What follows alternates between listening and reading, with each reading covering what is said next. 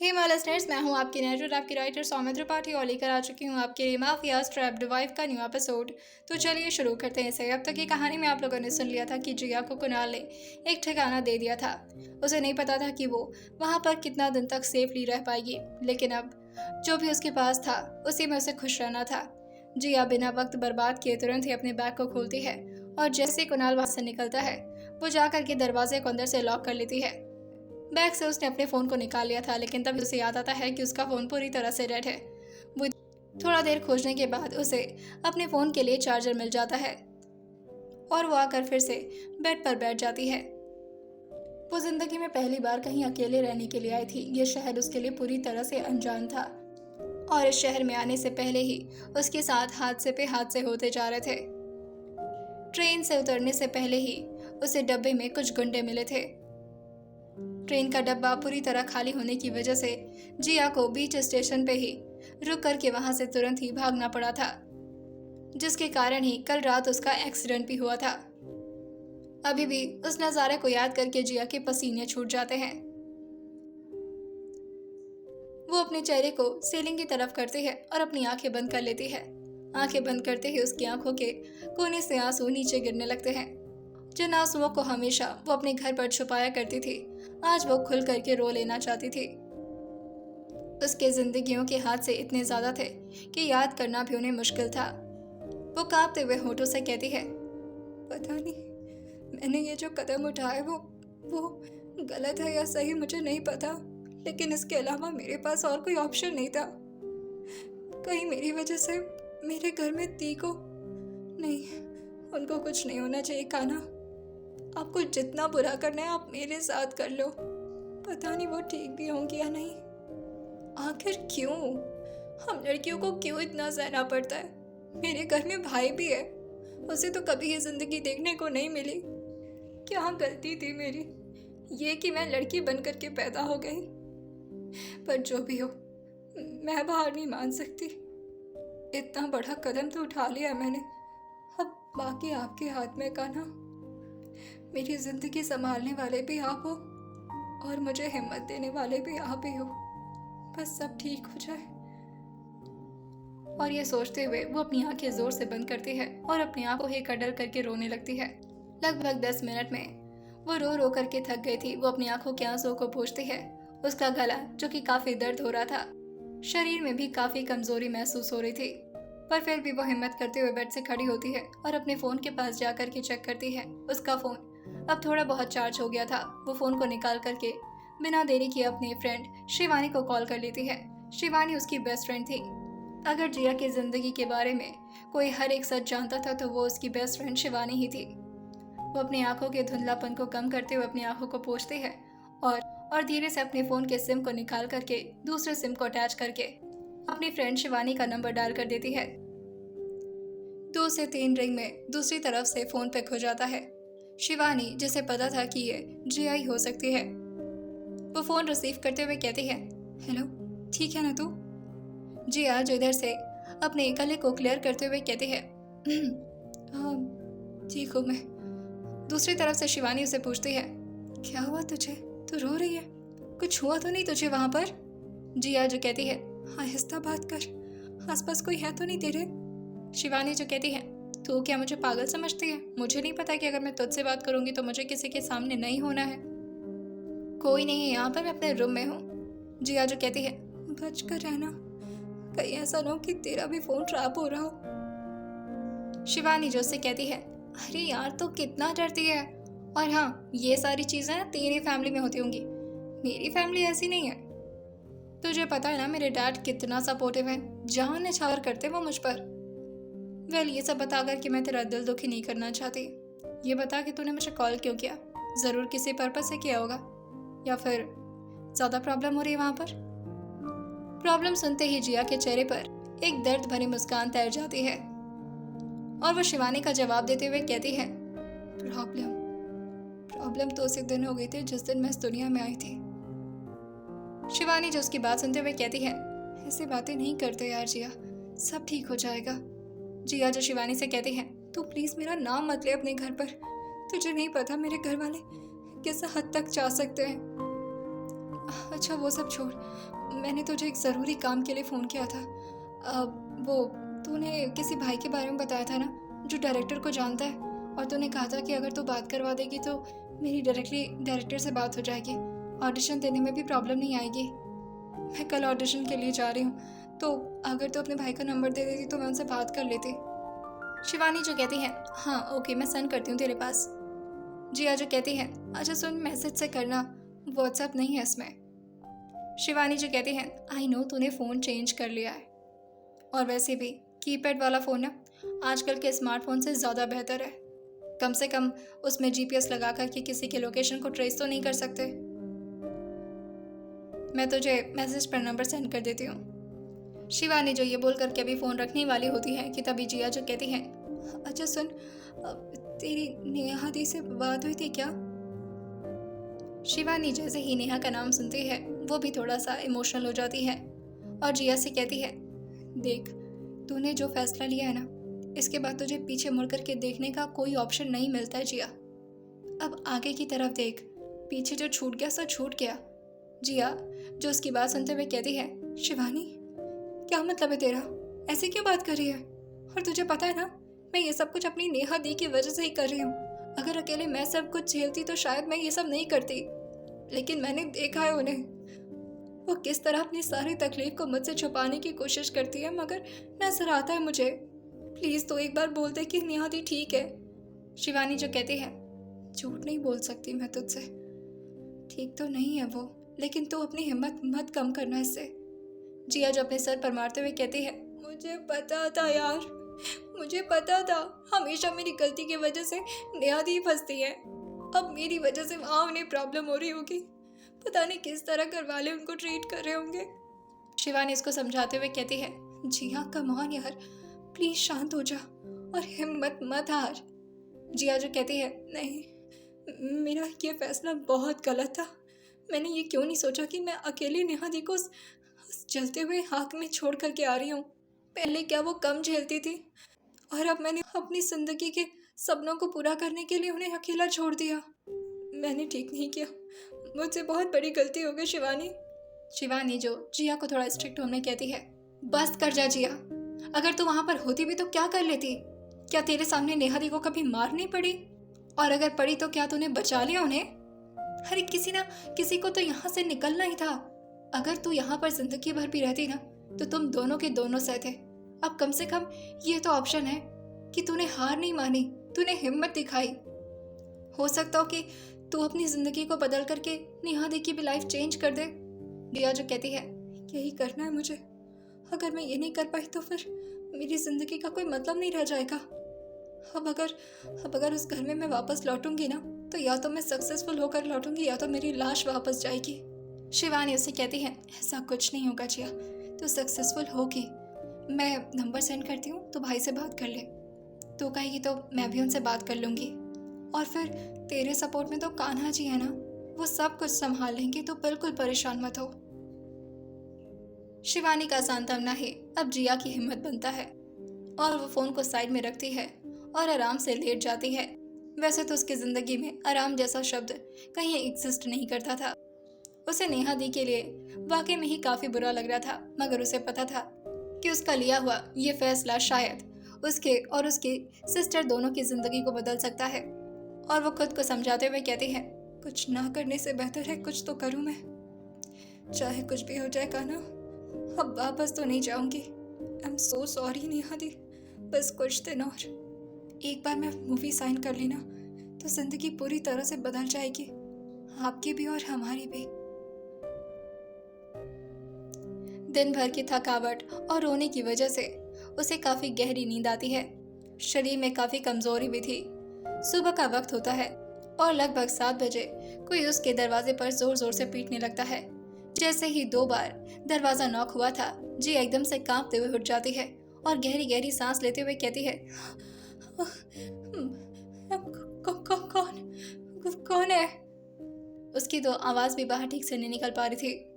इसी तरह से उसे उसके घर में भी जगाया जाता था और वो नींद में यही सोच लेती है कि कहीं वो फिर से अपने घर तो नहीं पहुंच गई।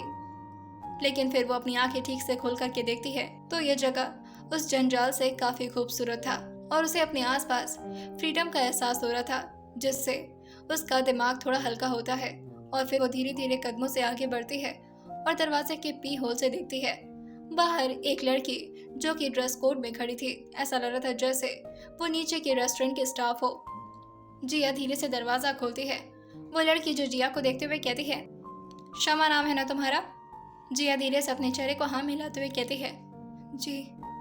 वो लड़की थोड़ा स्ट्रिक्ट टोन में उससे कहती है, तो तुम इस वक्त यहाँ क्या कर रही हो? तुम्हें नहीं पता कि तुम्हें रेस्टोरेंट में स्टाफ की तरह काम करना है? महारानियों की तरह सोने के लिए नहीं आई हो यहाँ पर।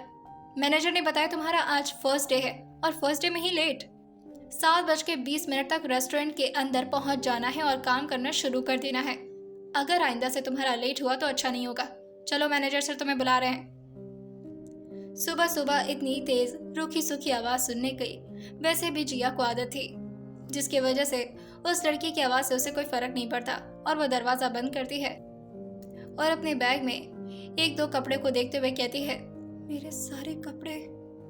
उसके कुछ कपड़े जो कि रियांश के ही गाड़ी में गिर गए थे और उसके साथ ही उसके कुछ इंपॉर्टेंट डॉक्यूमेंट्स भी।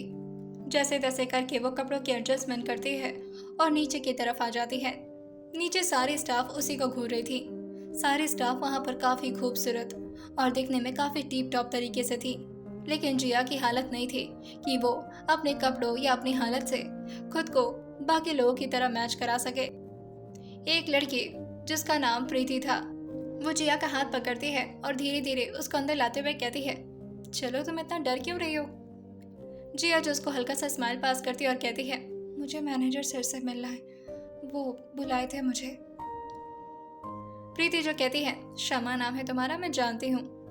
ऊपर से आ रही हो ना तुम? चलो, मैनेजर सर का एक कैबिन है, वहां पर चलना पड़ेगा तुम्हें। वैसे तो मैं यहाँ की सीनियर स्टाफ में से एक हूँ, मगर वो जो दिख रही है ना, वो बड़ी सी और दिखने में काफ़ी हेल्दी हैं। उनका नाम है रीमा। यहाँ सब उनकी इज्जत करते हैं, वो सबसे ओल्ड स्टाफ है। तुम भी अपनी उनसे बना कर रखना अगर तुम सच में इस कैफे शॉप में टिकना चाहती हो तो। जिया धीरे से अपने सर को हाँ मिला देती है। प्रीति जिसको कैबिन के अंदर ले जाते हुए कहती है, सर आ गई है। मैनेजर जिया को ऊपर से नीचे तक देखते हुए कहते हैं, शमा नाम है तुम्हारा, राइट? कोई डॉक्यूमेंट्स है तुम्हारे? जिया के हाथ भी तो इस वक्त कुछ भी नहीं था और वो अपने चेहरे को नाम हिलाते हुए कहती है, सॉरी सर, मेरे कोई डॉक्यूमेंट्स नहीं है मेरे पास।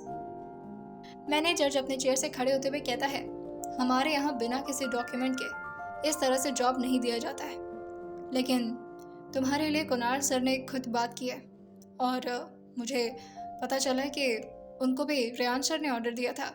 लाइक वो अपनी मर्जी से नहीं ये सब कर रहे, तो अब जिसका कैफ़े शॉप है, अगर उसी की मर्जी है तो रखना तो पड़ेगा तुम्हें। एक पल के लिए तो जिया का दिल धक से रह गया था जब उसके हाथ में कोई डॉक्यूमेंट नहीं था और मैनेजर ने उससे डॉक्यूमेंट की डिमांड कर दी थी, लेकिन अब जाकर के जिया की जान में जान आती है। मैनेजर जब अपने टेबल पर रखे बेल को बजाते हैं, जिससे रीमा अंदर आते हुए कहती है, यस सर, बुलाया आपने मुझे? मैनेजर उसको देखते हुए कहता है, इसको ड्रेस कोड दे दो यहाँ का और तुम 10 मिनट में तैयार होकर के नीचे आओ। जिया जो कहती है, ओके सर। और ये बोलकर अभी वो वहाँ से जाने वाली होती है कि तभी मैनेजर उसको रोकते हुए कहता है, अच्छा सुनो, सैलरी के बारे में बात हो गई है। 7,000 तुम्हारी सैलरी है, 4,000 तुम्हारी सैलरी से काट दिया जाएगा।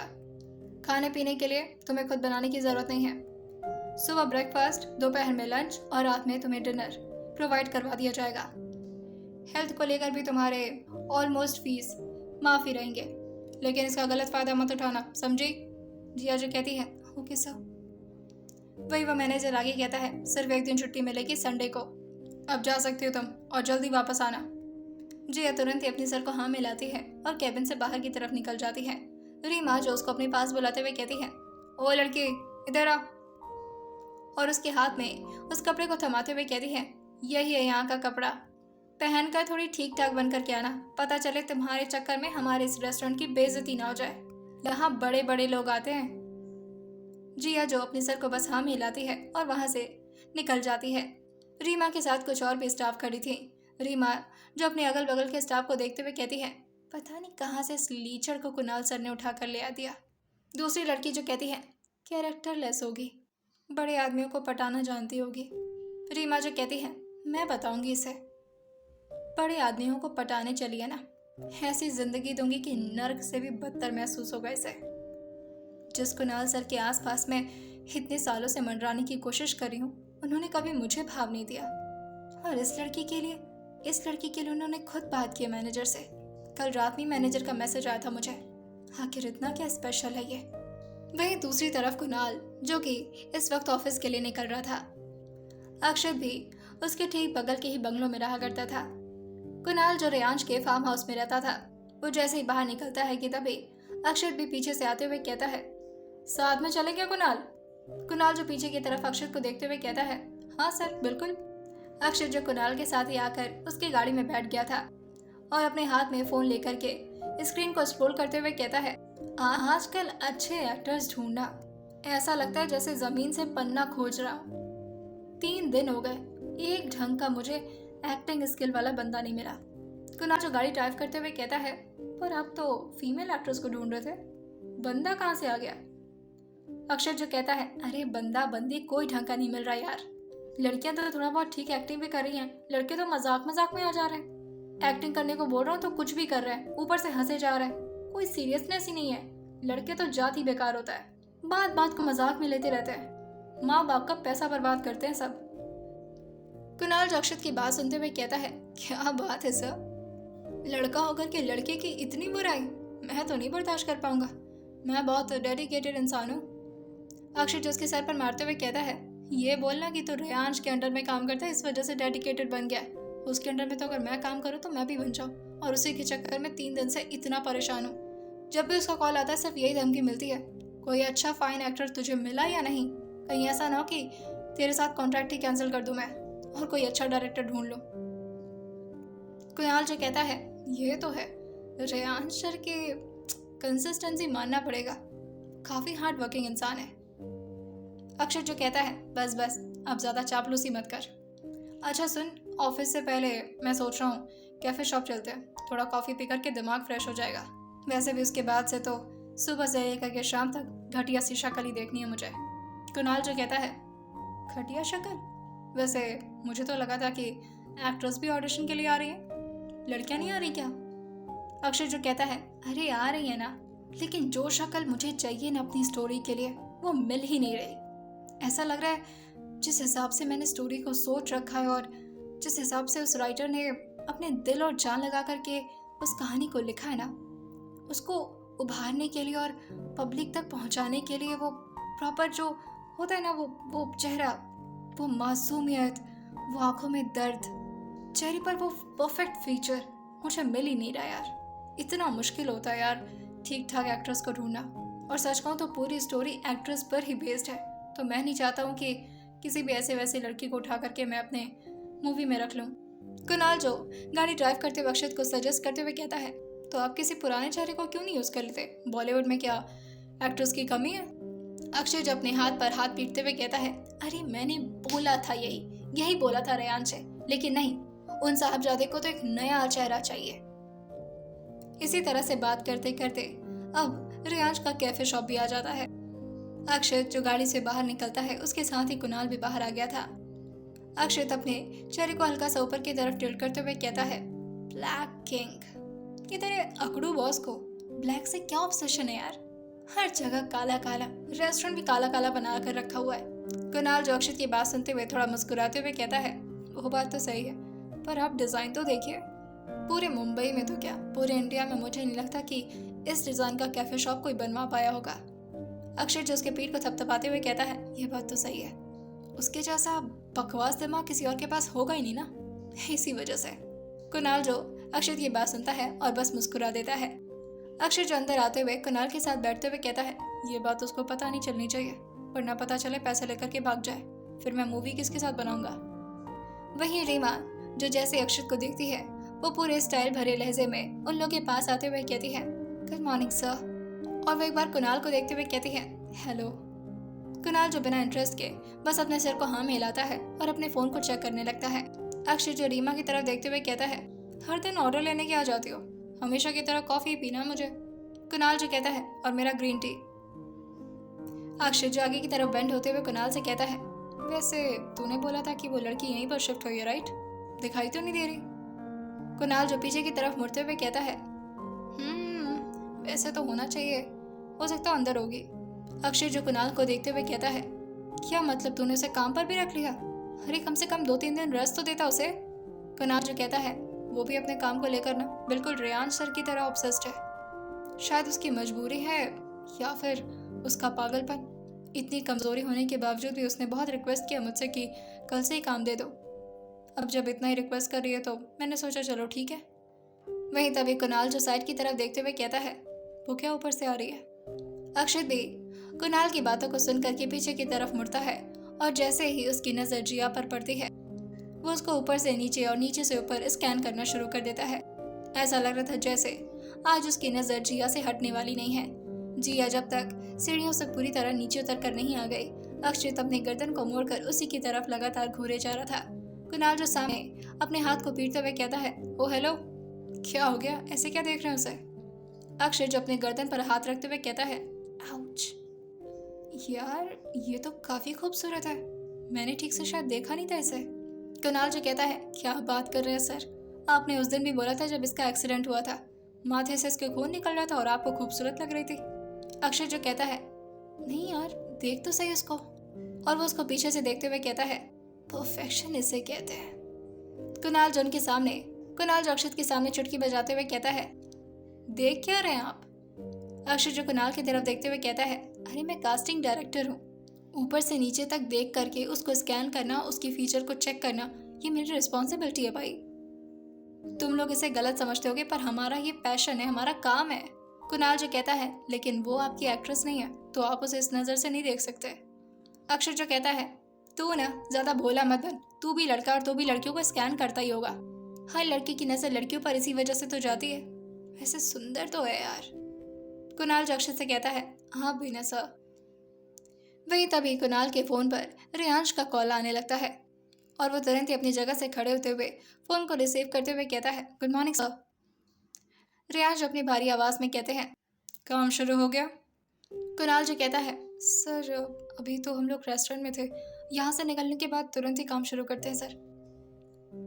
रियांश उससे कहते हैं, अक्षत का तो मुझे पता था, लेकिन तुम क्यों जाते हो वहाँ पर? तुम्हें भी कॉफ़ी का चस्का लग गया या फिर लड़कियाँ ताड़ने जाते हो? मुझे मेरे काम में डिले पसंद नहीं है और अक्षत को भी ये बात समझा दो। 1 हफ्ते से मैंने सिर्फ उसे यही काम दिया है कि उसे कोई फाइन एक्टर ढूंढना है अपनी मूवी के लिए। अगर उसे नहीं हो पा रहा तो मैं किसी और कास्टिंग डायरेक्टर को हायर कर सकता हूँ। कुणाल जो अकेले अकेले उनकी डांट क्यों सुनता, जिसकी वजह से वो फ़ोन को स्पीकर पर करते हुए अक्षत के सामने आकर के खड़ा हो जाता है। अक्षत जो रियांश की बात को बीच में करते हुए कहता है, अरे यार काम के देवता हो क्या तुम? मज़ा आता है क्या सबको रोज़ रोज़ सुबह सुबह डांटने में? मतलब बंदा कॉफ़ी भी नहीं पी सकता है? भाई तुम्हारे पास तो बढ़िया खूबसूरत असिस्टेंट है प्रियंका, उसके साथ तो तुम ऐश कर रहे हो दुबई में और हमें इंडिया में काम देकर रखे हुए हो। माना कि तुम्हारे पास पैसे ज़्यादा है, मगर एम्प्लॉयज़ की थोड़ी इज्जत कर लिया करो यार, हम भी गरीब आदमी हैं, हमें भी थोड़ा सुख मिल जाए। रियांश जो अक्षत से कहते हैं, I am warning you for the last time Akshat, I am damn serious about this. तुम्हारी वजह से ये प्रोजेक्ट रुका हुआ है, तुम बस सैलरी खा रहे हो, काम कुछ नहीं कर रहे। अगर ऐसे ही चलता रहा ना तो I'll fire। अक्षय जो कहता है, नहीं नहीं इसकी ज़रूरत नहीं पड़ेगी, मैं आज करता हूँ बंदोबस्त, ऐसी चिकनी सुंदर और खूबसूरत कन्या ला करके दूंगा ना कि तो खुश हो जाएगा। रियांश जो कहते हैं, मुझे खुश नहीं करना है, पब्लिक को खुश करना है, और वो भी सिर्फ उस एक्ट्रेस के एक्टिंग स्किल से। कोई भी फालतू नाटक नहीं चाहिए मुझे। अक्षय जो कहता है, जी महाराज समझ गए, no item song, no vulgarity, सिर्फ मूवी का concept, story, emotion, fight, right? अब अगर आपकी इजाज़त है तो हम चैन से कॉफ़ी वगैरह पी लें, उसके बाद से निकलते हैं काम के लिए। रियांश जो कहते हैं, फाइन, और ये बोल करके वो फ़ोन कट कर देते हैं। वहीं रीमा जो काफ़ी स्टाइलिश तरीके से आगे बढ़ते हुए कुणाल और अक्षत के सामने ट्रे ले आकर के उनकी टेबल पर रखते हुए कहती है, सर यू कॉफ़ी एंड आपकी ग्रीन टी। और ये बोलकर वो वहीं खड़े होते हुए कहती है, आई होप सो आप इसे एंजॉय करेंगे, मैंने अपने हाथों से बनाया है, कॉफ़ी भी और ग्रीन टी भी। अक्षय जो उसकी बात से पकते हुए कहता है, अच्छा सुनो, वो क्या नाम था कुणाल उसका? कुणाल जो कहता है, किसका? अक्षय जो कहता है, अरे वही लड़की, अरे एक्सीडेंट वाली यार, कुणाल जो कहता है, अच्छा वो क्या नाम था, शमा, शमा नाम है उसका। अक्षय जो कहता है, हाँ ज़रा उस शमा को बुलाना, काम है कुछ उससे, बोलो अक्षय सर बुला रहा है। रीमा जो कहती है, वो जो नई लड़की है सर वो। उसे समझ नहीं आता कि अक्षत उसे कैसे जानता है और इस बात से वो और ज़्यादा जलने भूलने लगती है। अक्षत भी कोई मामूली इंसान नहीं था।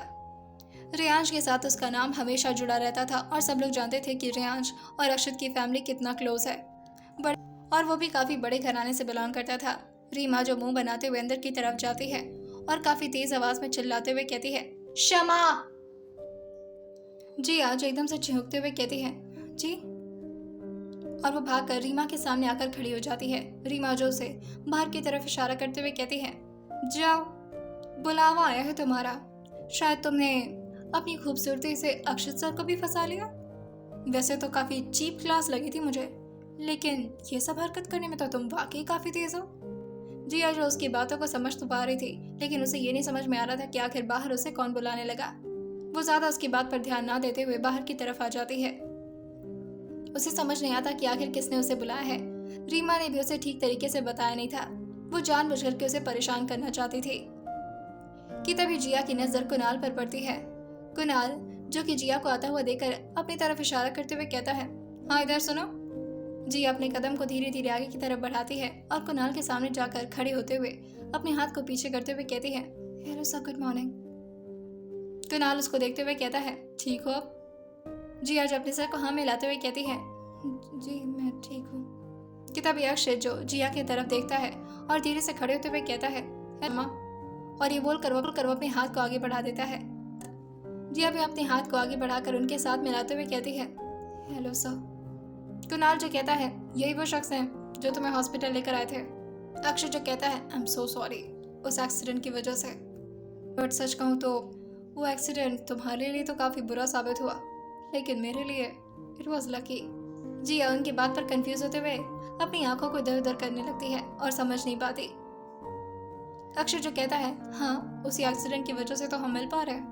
जिया जो धीरे से अपने हाथ की तरफ इशारा करती है तो अक्षत अपने हाथ को पीछे की तरफ करते हुए कहता है, वेल मेरा नाम अक्षत है। जिया जो बस हल्का सा अपने सिर को हाँ मिलाती है और एक बार उनको स्माइल करके देखती है और फिर अपने चेहरे को कुणाल की तरफ मोड़ लेती है। उसे कुणाल के साथ ज़्यादा सेफ महसूस होता था। मुंबई में वो पहला शख्स था जिससे जिया ने अपनी प्रॉब्लम शेयर की थी और उसने उसकी प्रॉब्लम को तुरंत ही रिजॉल्व भी किया था। अक्षय तो कुणाल से कहता है, अगर तेरा हो गया हो तो तू जा सकता है, मैं थोड़ी देर बाद आ जाऊंगा। कुणाल जो कहता है, पर सर आपके पास गाड़ी नहीं है, मैं अपनी गाड़ी से जाऊंगा तो। कुणाल जो कहता है, अरे मैं कैब बुक कर लूंगा या फिर गाड़ी मंगवा लूंगा, उसमें कौन सी बड़ी बात है, जाओ तुम।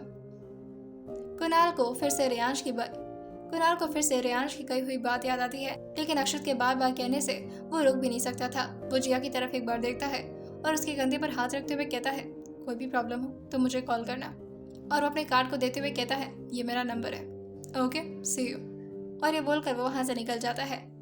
अक्षय जो जिया को देखता है और फिर सामने की तरफ इशारा करते हुए कहता है, आराम से बैठो, इतना डर क्यों रही हो? जिया जो कहती है, नहीं सर मैं कंफर्टेबल हूँ, आपको कुछ चाहिए? अक्षय जो कहता है, अरे नहीं, मुझे सिर्फ बात करना है और इतना घबराने की ज़रूरत नहीं है। सॉरी अगर मैंने फ्लर्ट किया और तुम्हें बुरा लग गया तो, but you are actually so awesome.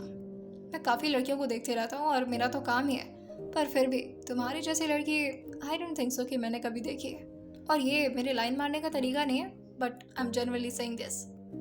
जिया को उसका कॉम्प्लीमेंट समझ में आ रहा था कि वो गलत वे में कॉम्प्लीमेंट तो नहीं दे रहा।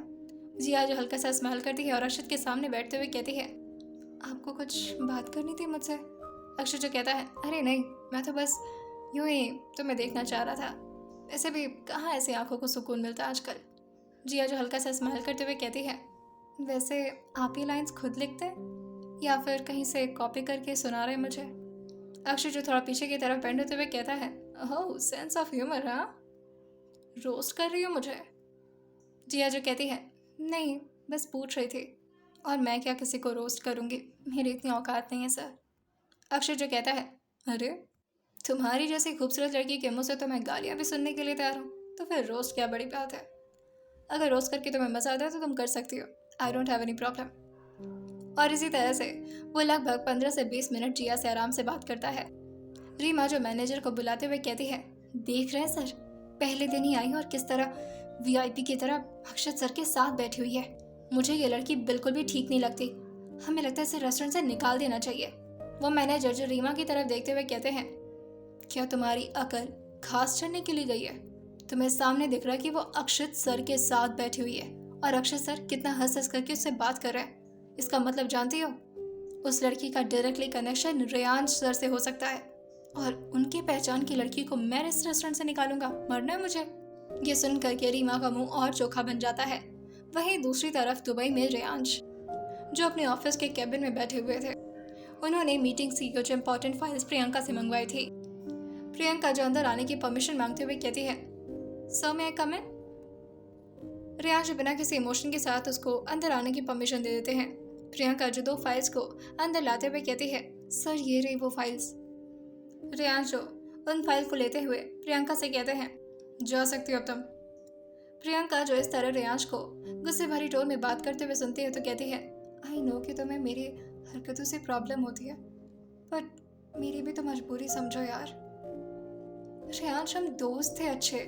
रेयांश उसको घूरते हुए कहते हैं, तुम बोलोगी अब तो मुझे? बॉस हूँ मैं तुम्हारा, असिस्ट करती हूँ वो भी टेम्पररी। कुणाल इस वक्त प्रोडक्शन हाउस में काफ़ी बिजी है, इस वजह से मैंने उसे यहाँ पर नहीं लाया अपने साथ। मेरे मॉम डैड की बदौलत ये जॉब मिल गई है तुम्हें। और जहाँ तक बात रही हमारी दोस्ती की, तो मैंने तो तुम्हें कभी अपना दोस्त माना ही नहीं है। मुझे फ्रेंड्स बनाने का ना तो कोई शौक है और ना ही मेरा ऐसा कोई इरादा है। अगर असिस्टेंट बनकर के रहना चाहती हो तो you are welcome, otherwise the door is just open for you, get off. Priyanka जो कहती है, पर रेयांश, लेकिन तभी रेयांश उसको घूरते हैं और बस बाहर जाने का इशारा कर देते हैं। प्रियंका जो चुपचाप वहाँ से मुंह बनाते हुए बाहर निकल जाती है। आइए जानते हैं आखिर किस तरह से ऑडिशन देगी जिया और क्या साइन कर पाएगी वो अपनी पहली मूवी को इतनी आसानी से। आइए जानते हैं और कितनी दिक्कतें उसकी आने वाली जिंदगी में उसका इंतजार कर रही हैं। आइए जानते हैं इस आने वाले एपिसोड में और सुनते रहिए माफिया ट्रैप्ड वाइफ सिर्फ और सिर्फ स्टोरी विद सौम्य के साथ।